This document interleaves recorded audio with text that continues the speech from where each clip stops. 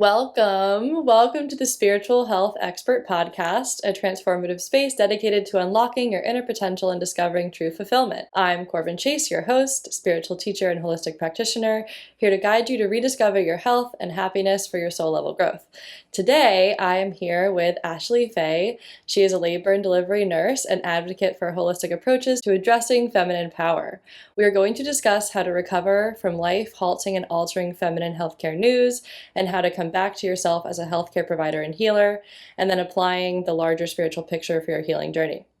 So, Ashley, give us an overview of your day job and then also your passion and then how they intersect. Yeah, so I work currently as a labor and delivery nurse, like you said, in a hospital setting, which isn't my favorite setting, but it's where I'm at right now. And really getting into this field of nursing is what has brought me to what I love and the reason why I want to not be in the hospital space, ironically. So my passions really are like womb health and coming back to the self as healer, which is something that Corbin and I have always really easily talked about, and how that works into birth work, womb care, womb knowledge, and so many other things about feminine health. Physical health come back to your own spiritual health and also how you heal your body through food, movement, what you're seeing, what you're watching, what you're allowing in your life, in your day to day. All of that goes into your womb health. And you can see that in your period. So it's really my goal is to get back to that and encourage women to discover that for themselves, truly. Yes, that's beautiful.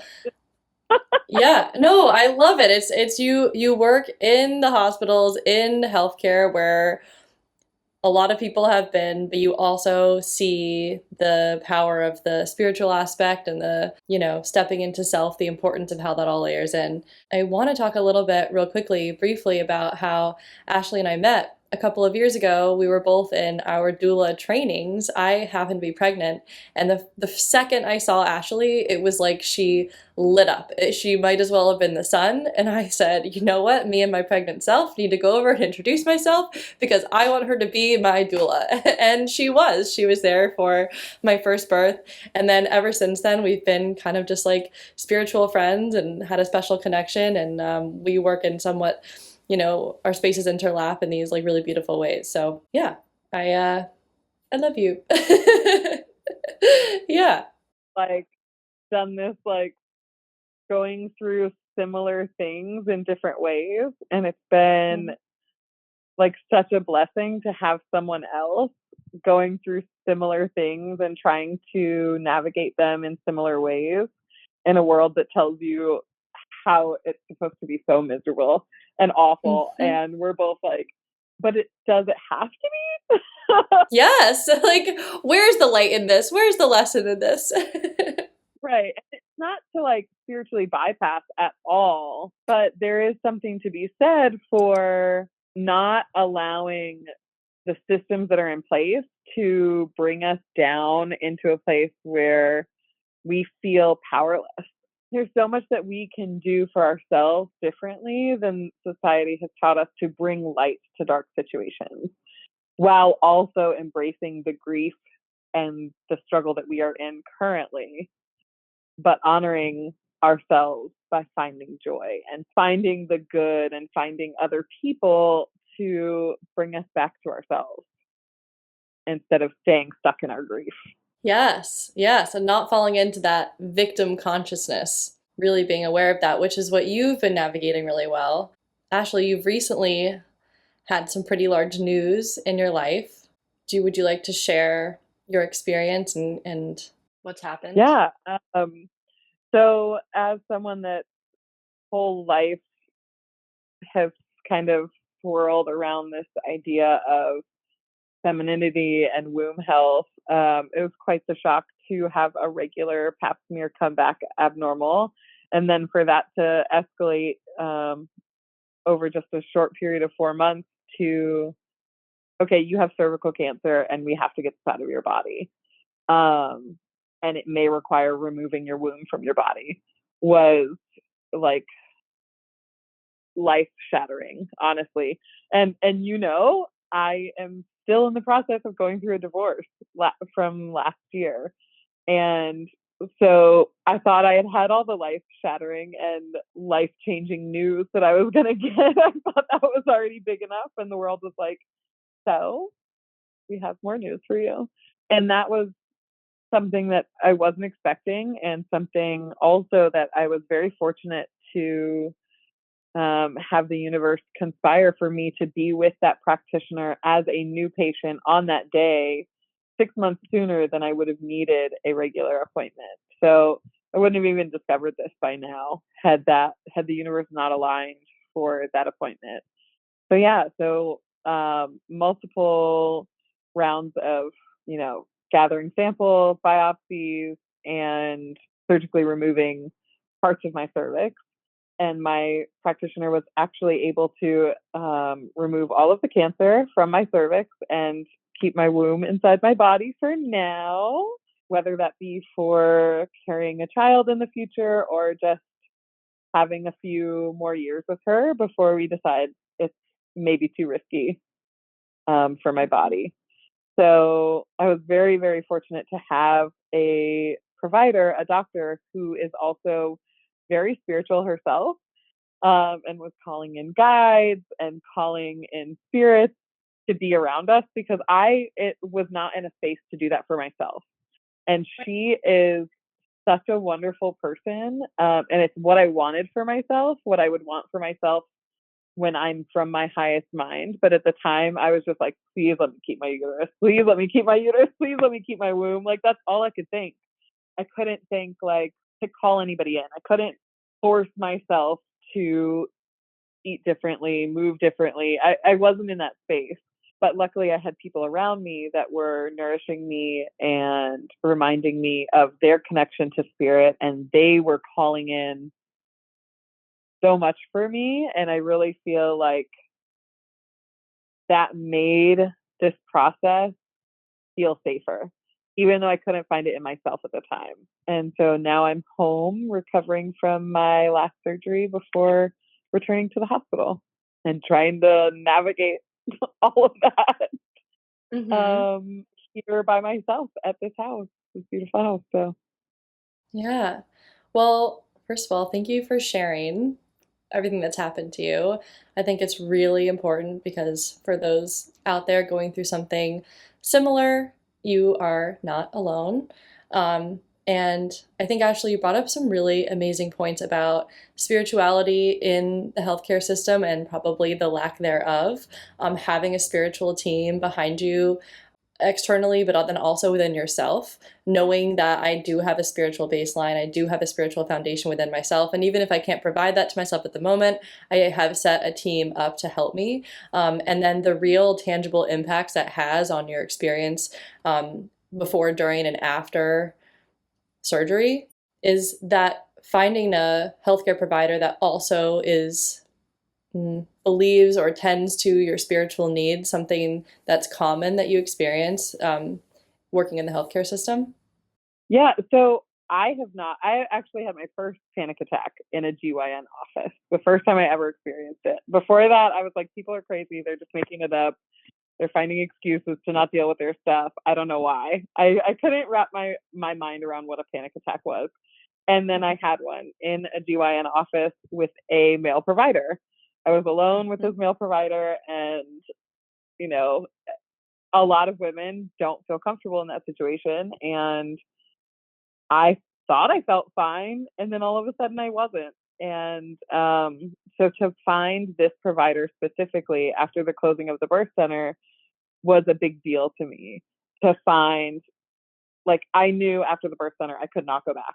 Like, I could not go back to the typical standard GYN practice. Like, I needed someone that understood the power of the womb and the power of the feminine, and also had been in that liminal space of the like veil between worlds that midwives often play in, dabble in. I don't even know how to Mhm. explain it. Like they are tenders, kind of like herders or tenders. I'm not really sure what the word is, but they are like guiding people in that liminal space and like also communicating with the spiritual world so many times. And not every midwife is this way either, but a lot of the midwives at the birth center that I was working at are. And it profoundly changed my life the very first time I ever had a visit at their office at that birth center for just GYN health. I wasn't pregnant. And I knew that that was the future. That was the future of me, and that was the future of women. Was actually returning to our roots. And unfortunately, that birth center closed, and it really, like, as much as I hated that it closed, it really opened my eyes up to what is lacking. Because with the birth center, I was like, okay, we have it, we have it. But we really didn't. We had like just the smallest little crumb of it, right? Um, but we had all clung to it as a community, the birth center community at large. And we were like, okay, this will be here forever. Like it had been there forever. And it was the longest standing birth center in North Carolina. And it just, it was one of those things that we thought we would always have. And then with Mhm. its absence, we were able to see exactly what is lacking. And it, for a lot of us, it was like, okay, time to do something real right now. And personally, I didn't feel like I was capable of that alone, or, and I didn't feel like I had like found my spot in that community necessarily because I was still fairly new. Mhm. Um, I felt like I was finding it, but I hadn't quite like dug into the community, especially since it was during COVID. And so I didn't really know what to do with it. But some people left and found like started home birth practices and really dug deep into, okay, this is absolutely, I'm not going back. I'm not going back. And then some of us were like, how do I go back? Because I don't feel like I have another option currently for myself to go Mhm. forward in the way that I like.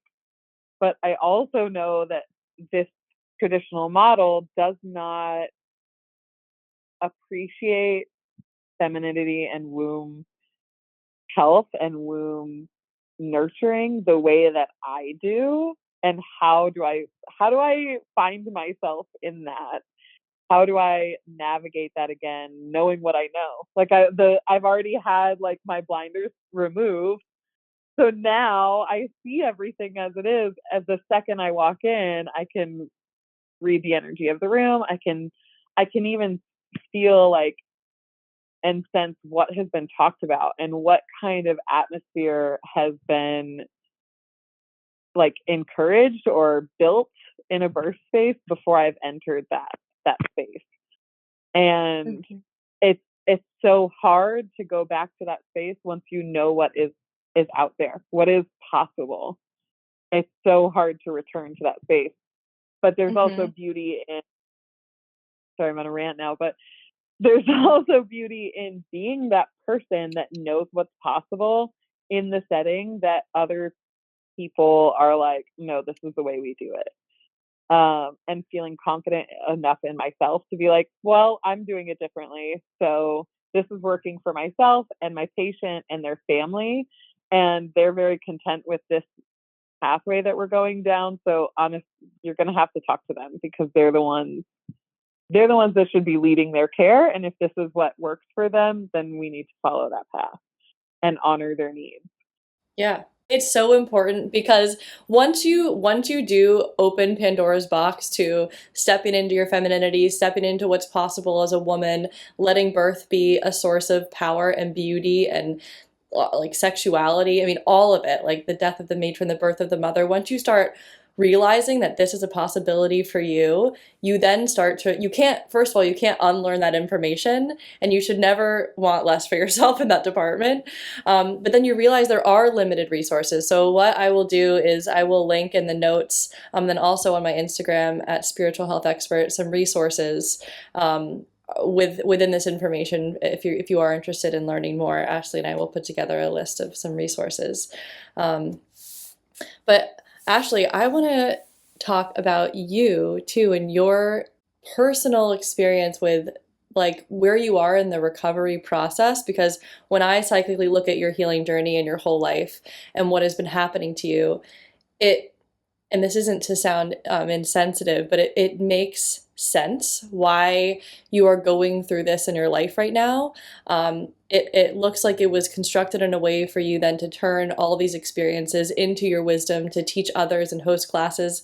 I definitely will be signing up for your workshops in the future. All the listeners probably will be too. But when I can see it from that perspective, I'm like, wow, everything in Ashley's life is like circled around this beautiful purpose of womanhood and femininity. We've talked about vulva casting. I mean, you were just getting so deep into what it means to be a woman, um, in terms of your job and your experiences and your relationships and your motherhood. So when you called and let me know that, this is what was happening in your life, of course I had all of the compassion, but I also was like, aha, okay, I'm not that surprised that this is the way that this one of these like profound issues is showing up. It's of course it's showing up in this part of her body where she is stepping into her wisdom and her expertise, because I know she's going to turn it around and teach others. And so applying that spiritual perspective, which you are so great about picking up on right away, and not letting yourself get too drowned in the grief and that victimhood. You've just navigated this so beautifully. You've been able to find the light, but I know that it hasn't been easy. Yeah. So, personally, I know cancer. I've worked in cancer as a nurse, and I specifically did women's health. So I knew kind of what to expect, but because this cancer and the abnormal spreading, like at first it was just abnormal cells, and then she was like, let's just remove them. And then like the deeper we went, that's where we found the cancer. It was like hiding. And so I knew that might be a sign that it's already deeper and more spread than I'd like, than anyone would like. Mhm. And I was very concerned about losing my womb and what that would mean for me as a woman at 35 who wasn't necessarily done having children, and who really, I feel personally like I have just begun to scratch the surface of getting to know my own womb and really connecting with her. Like I feel like I'm like leaps and bounds ahead of myself 5 years ago, but I still feel so new to it. I feel like such a baby in this practice of my own, that I was like, what if I don't ever get that connection? And I got swallowed by that for a little while. I really did. And the pain of the surgery, like I thought I was going to be fine. Like I have a pretty good pain tolerance, but for some reason, this surgery really, really was excruciatingly painful. And I think that it was intentional. Like as crazy as like it sounds, I know it doesn't It sound crazy doesn't to sound you crazy. because you are you, but for me, it was like it forced me to sit down. It forced me to rest. And I'm not, even though I might be a messy person in my life, like I'm not a lazy person. I am constantly up to something, even if it's not what I'm supposed to be doing. Like my tendency to go on like hyperfixations and like knit all day or crochet all day. Like there's something in me that always wants to be up and doing something. I have chickens to tend to. I have a new puppy. Like I'm always trying to do stuff, and I was not able to. And I really had to sit with my grief and sit with my pain and sit with community of women that I wasn't normally calling into my life out of guilt. Mm. I had to ask for help. I had to sit down. I had to get vulnerable and allow my ex-partner to care for me. He's a great man. We don't need to get on this topic too much, but even though we aren't together and we don't need to be together, he's still a great human.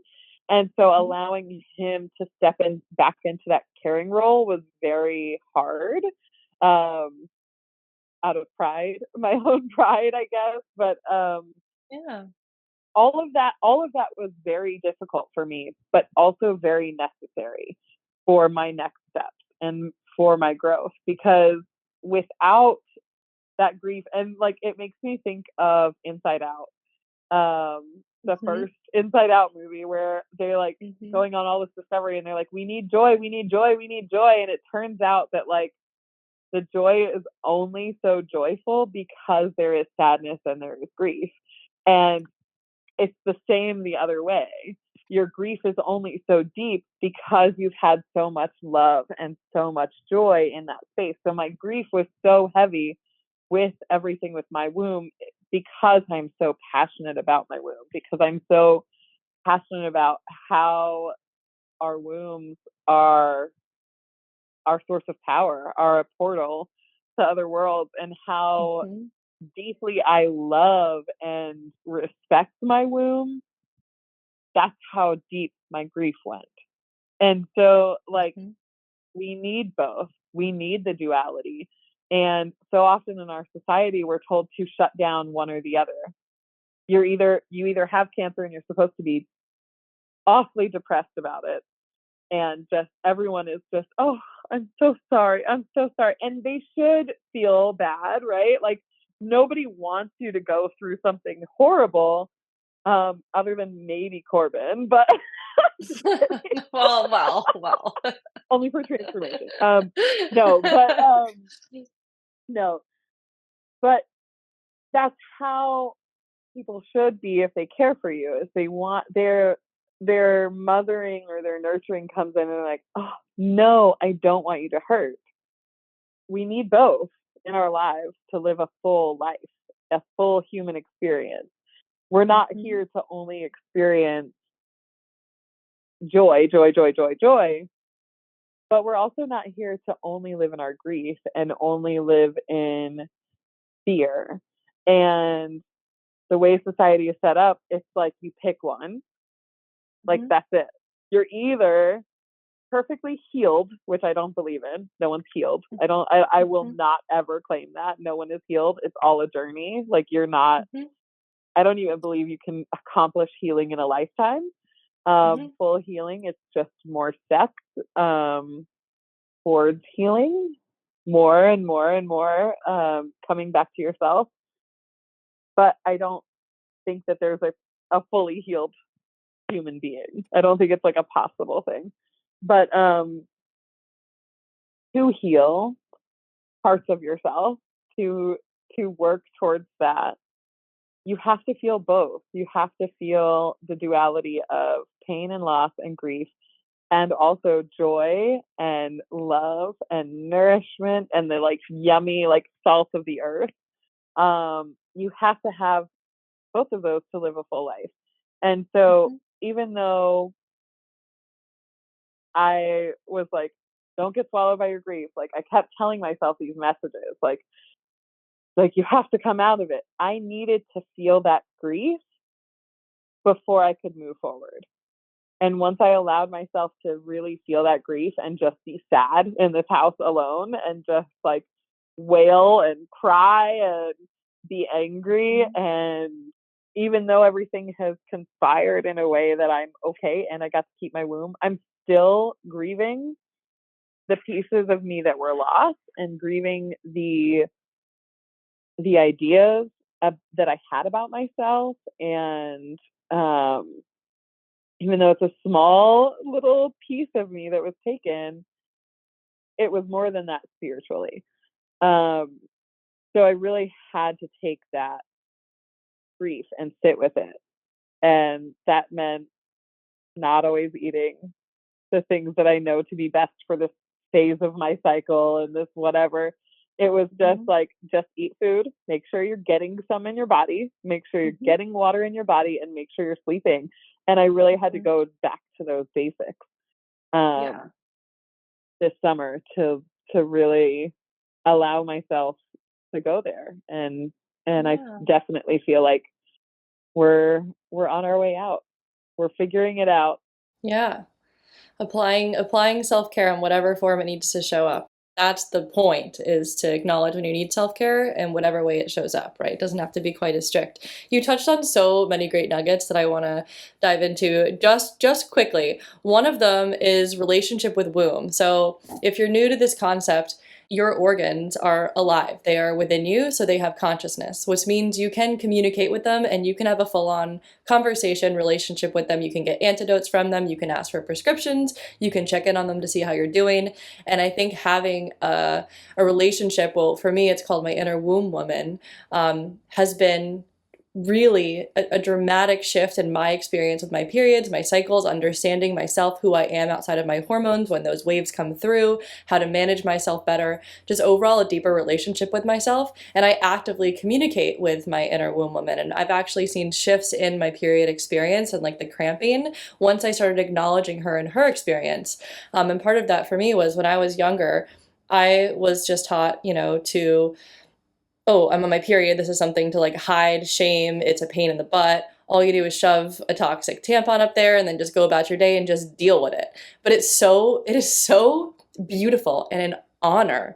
And it's part of the human, the woman experience. And it really should be ceremonial. And I hope that everyone can get to this point at some point. And see it differently and really have a relationship with this part of your body, especially before, during, and after, if you do, if you're able to have children, if that's something that you want. Also, when it comes to teaching your children about this part of their body, this could be woven into that conversation in a really beautiful way.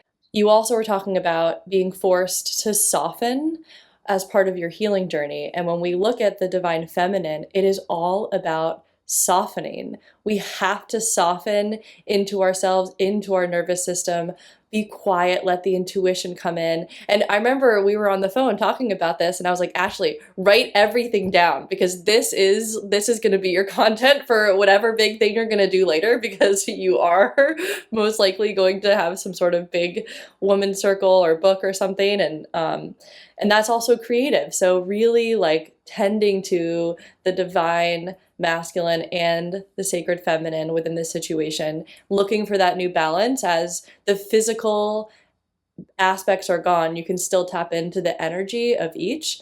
A lot of exploring there. And one more thing I wrote down here was before you had your surgery, we had talked about you were like, I think I want to do a womb ceremony, something special, with this part of my body. Do you feel comfortable sharing what that looked like for you and why you wanted to do it?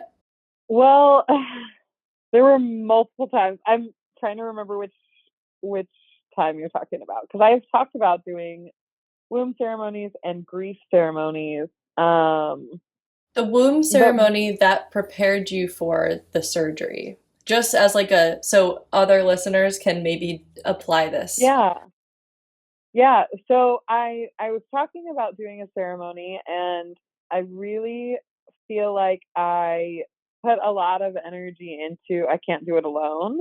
And so what ended up happening was just a conversation really with my womb, more of a conversation than a ceremony that I would have wanted to give myself.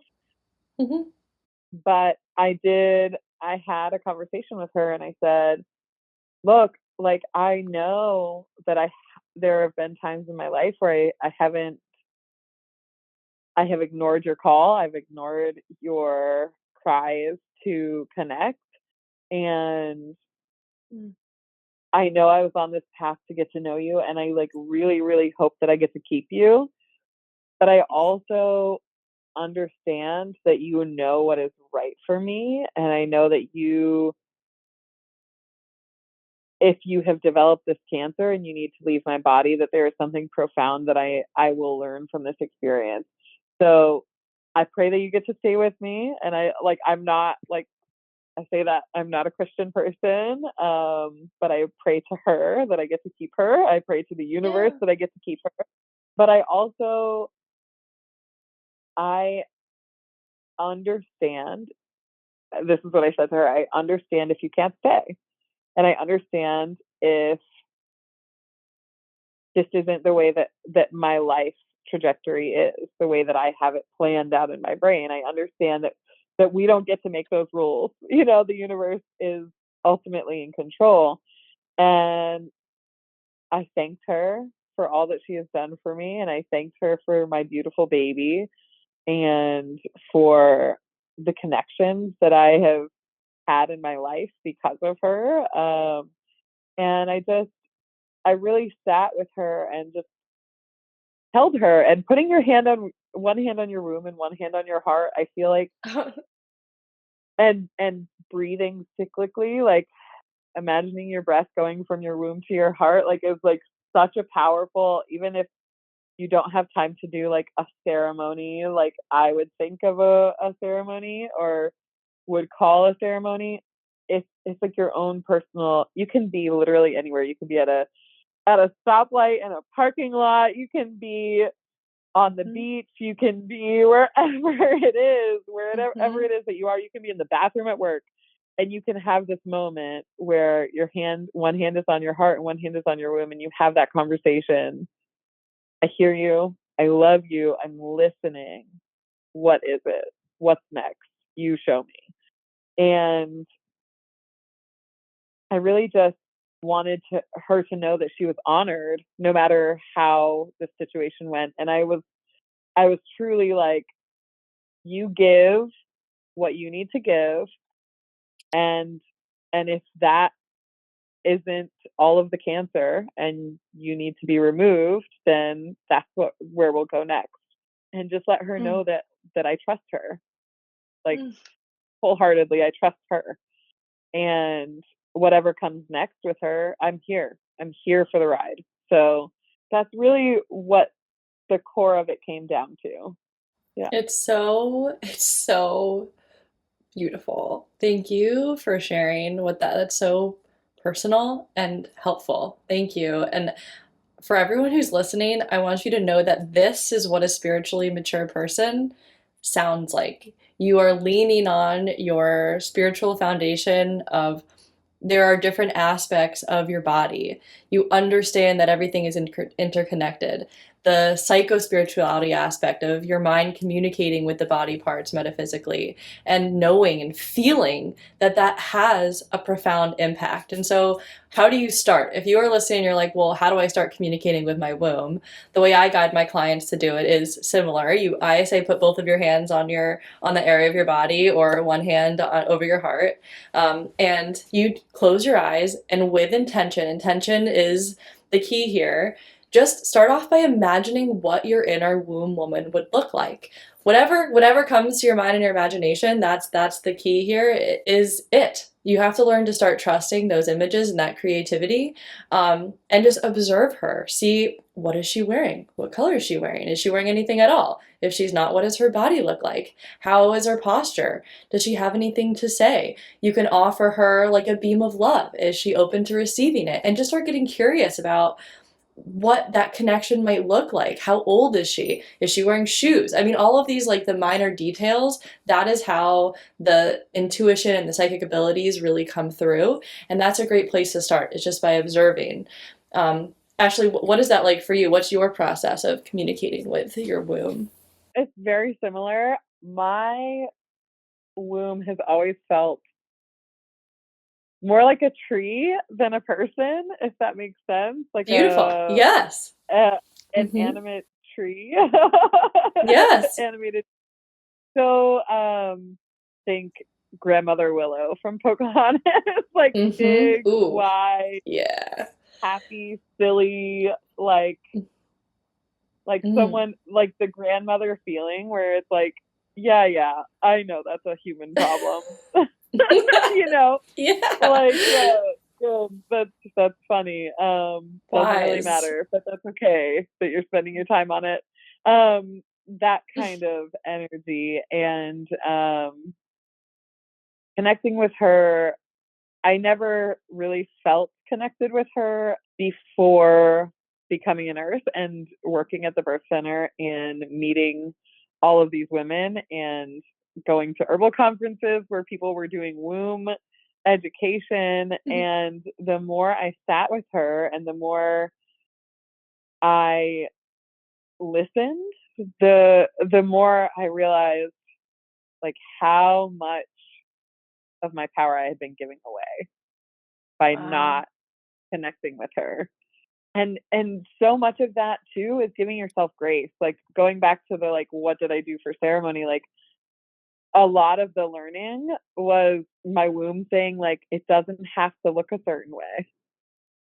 It doesn't have to look like what other people expect for it to be healing and to be profound and for it to be meaningful in your life. Giving yourself grace is one of the biggest blessings that your womb will teach you. Living with intention and curiosity is wonderful, but some days you're in your rage. And guess what? That's okay. Some days you're in your grief, and that's okay. And that connection with my womb has really helped me feel nurtured in a place and time when I don't feel that nurturing in my life. You know, my grandmother was that person for me, and maybe that's why my womb is like a grandmotherish figure. Um, because feel I feel like I don't have that nourishment from a mother or grandmother figure on this earth. My mother Mhm. is a beautiful human, and she has her own personality and her own interests and curiosities. But my grandmother was that person. Like you can't just Mhm. pick who that person is in your life. I feel like they pick you. And it may not even be like a person in your family that person is. So tapping into my womb has really been able to tap into that energy of the nourishing grandmother, Mm. because she is wise. She has the wisdom of all the wombs of the world, whether I know that or not, whether I'm aware of that knowledge at any given point or not. Like, you know, she does. She knows it all. She has it all figured out. And yeah, the more that we allow ourselves to learn about our wombs and listen to our wombs, the more in flow we can feel, Is because that a we're pun? actually following. Yeah, I mean, kind of, but not really. You really feel in flow when you are like moving with your body's needs. And to Mhm. move with your body's needs, you need to know your womb. Mhm. I love You don't it. need anyone else to get to know your womb, but we're out Mhm. here to help if you do. If you don't know where to Yes. start. Yes, exactly, exactly.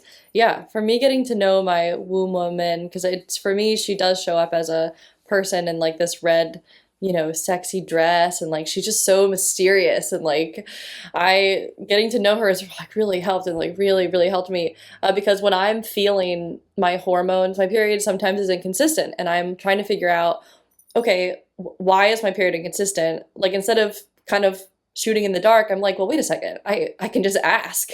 So I'm like, hey, what's going on? And I look at her, I'm like, okay, her dress is like on fire right now. So that's maybe why I'm feeling a little bit pissy today. But that also helps me to say, okay, well, I don't necessarily need to identify with that. I can still come back to my Corbin home base and manage these like hormonal this fireness that's within me, and it just gives me like a deeper understanding of what's going on within me so then I can show up the way that I want to, or with just more awareness. And I'm not saying I don't have all the answers about myself yet, but at least now I have a tool and a window that is like an infinite depth of wisdom to tap into.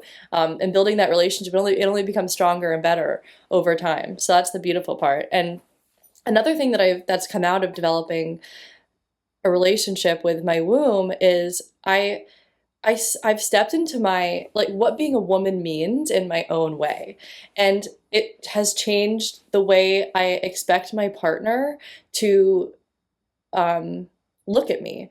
I expect my partner to acknowledge the totality of me as a whole woman. And part of me means that I am on a monthly cycle where it does affect the way I show up, the way I feel about myself, and I expect them to know my cycle because if I'm dating, date men, and if men had periods, like you can bet I'd have a calendar and I'd be like, "Oh, you're in this phase.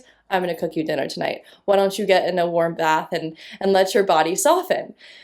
Like that's the but women do that, and I don't think a lot of men do, but I think men need to start stepping into that space of, wow, I'm going to look at you wholesomely and not be weirded out by your period, but say this is part of you and your experience, and I love all of you, so let me get that period app on my phone too. You know what I mean? Yeah, and there's so much for us to learn about ourselves to then pass on and transmute to the men in our communities, because there's such an easy out of just like hating men totally. Just that's Mm-hmm. such an easy way to like skirt out of that Mm-hmm. dilemma. But I think part of the work of our generation specifically is to like knock on that masculine door and be like, hello. So I know society has set you up to ignore all of my like true femininity, like the base core of my femininity, other than my maidenhood. But Mm-hmm. guess what? I'd love to love you and I'd love to get to know you as a whole person. And I love that in return with curiosity and intention. Like that is the base, that should be the base of any relationship with anyone, Mm-hmm. including yourself. Well And said. like a huge piece of our generation is not accepting less than that, not hitting it with a harsh, like, you don't need that, bye. Having the Mm-hmm. conversation of, like, for me to be successful in this relationship, these are things that are important to me, and I need them to be important to you as well. And if they aren't important to you and it's not an important thing for you to feel connected to that piece of me, then this maybe doesn't work. But Mm-hmm. having the conversation and allowing men to step into that role and allowing men to come in with curiosity and make mistakes and learn from them, um, can be so huge for the next generations. Um, Ah, because I absolutely. feel like the Men. generation just before us is like all of the feminists from like not all of them, but you know what I mean. The majority Mm-hmm. of feminists from the generation before us is like fuck men. Like it's this Mm-hmm. big Mm-hmm. like, unless you have the perfect man, nope, they have no place. And Mm-hmm. I think that's dramatically and drastically false. Like I think there is so much room for growth for men and women in this space, and there is no forward movement until we start including the men in this conversation. But first, Mm-hmm. we need to educate ourselves. Yes, We're yes. not there And yet. We're not there yet. Like a lot we're of not women there are not yet. there. But for the women that are, they need to start having those conversations with men and their sons, especially. That's where I was going Because, too. It was like, so men, women, yes, ourselves, and our children. We need to be yes, equipped with what to say, how we're raising our children to view their bodies, have a relationship with their bodies, their periods, both. correct. However you identify, it should be general knowledge to the general Yep, public. Yeah, I yeah. completely And that agree. is part of what I want to do with my women's circles and gatherings. You were talking about a few different things that are part of like in my pink is for pussies notebook here. It's like my dream world. It's got all my journaling about like what I want to do. And in that is I want to honor women's cycles. I want to teach women about their cycles and cyclical living. I want to have ceremony for young girls when they reach menarche, and I want to teach them about their wombs and teach them about the power of their womb and the intentional living that they can have, and like the intentional encounters, like sexual encounters in the future, and like putting so much intention behind womanhood and femininity and menstruation and menopause and all of it, that's what I want to touch on in my women's circles. And also what I've been thinking about offering people as a one-on-one Mhm. conversation for people that don't feel comfortable in group settings but want to have the conversations and the knowledge